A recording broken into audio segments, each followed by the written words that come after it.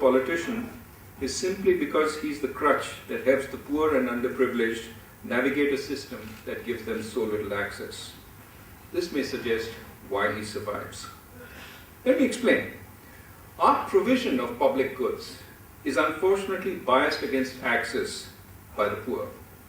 In a number of states, ration shops do not supply what is due, even if one has a ration card. And too many amongst the poor do not have a ration card or a BPL card. Teachers do not show up at schools to teach. The police do not register crimes or encroachments, especially if committed by the rich and powerful. Public hospitals are not adequately staffed, and ostensibly free medicines are not available at the dispensary. Loans are not freely available to those who need it. I can go on, but you know the all too familiar picture. Now this is where the crooked but savvy politician fits in.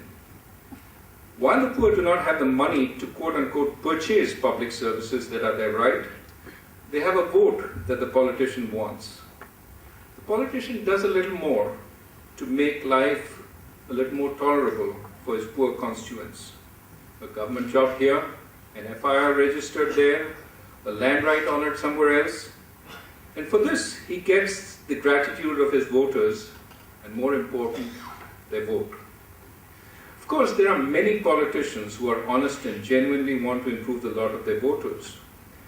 But perhaps the system tolerates corruption because a street-smart politician is better at making the wheels of the bureaucracy creak, however slowly, in favor of his constituents. And such a system is self-sustaining. An idealist who's unwilling to work the system can promise to reform it, but the voters know there's little one person can do. Moreover, who will provide the patronage while the idealist is fighting the system? So why not stay with a fixer you know, even if it means the reformist loses his deposit? This sort of completes the circle in the theory. The poor and the underprivileged need the politician to help them get jobs and public services.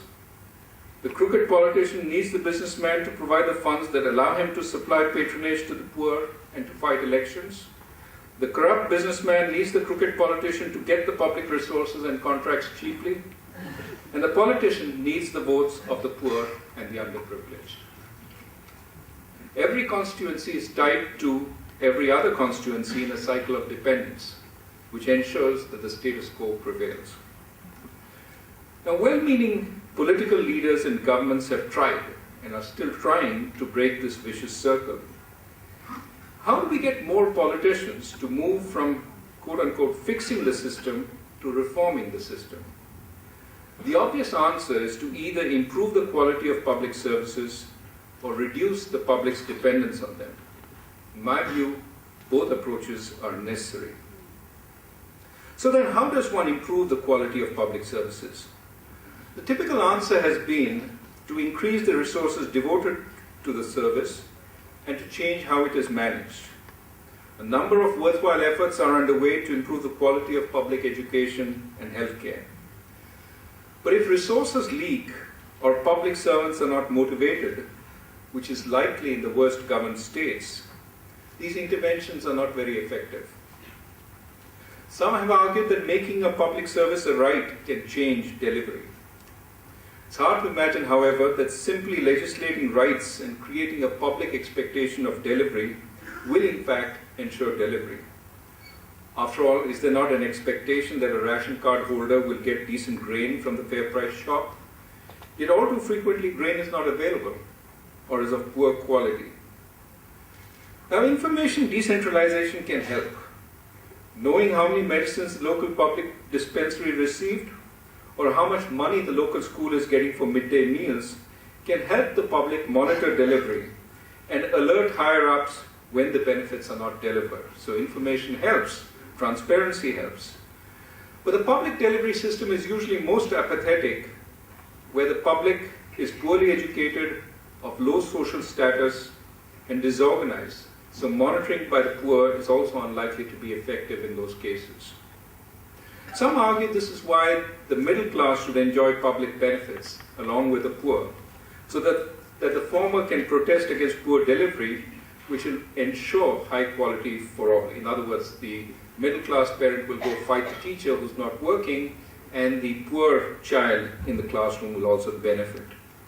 But making benefits universal is costly and may still lead to indifferent delivery for the poor. Also, the middle class may live in different areas from the poor. Indeed, even when they're located in the same area, the poor may not patronize the facilities frequented by the middle class because they feel out of place. And even when all patronize the same facility, providers may be able to discriminate between the voluble middle class and the uncomplaining poor. So if more resources and better management are not always a solution, what might work? The answer may partly lie in reducing the public's dependence on government-provided jobs or public services. A good job, for example, may give a household the money to get private healthcare, education, and supplies, and reduce their need for public services, a good private job. Income could increase an individual's status and increase the respect they are accorded by the teacher, the policeman, or the bureaucrat. But this just postpones the problem by one. How does a poor man get a good job if he is not benefited from a good education or good healthcare in the first place? In this modern world where good skills are critical to a good job, the unskilled have little recourse but to take a poorly paying job or to look for patronage that will get them a good job. So we're back to square one. We've arrived at a contradiction. The good delivery of public services is essential to escape the dependence on bad public services. So how do we break this contradiction?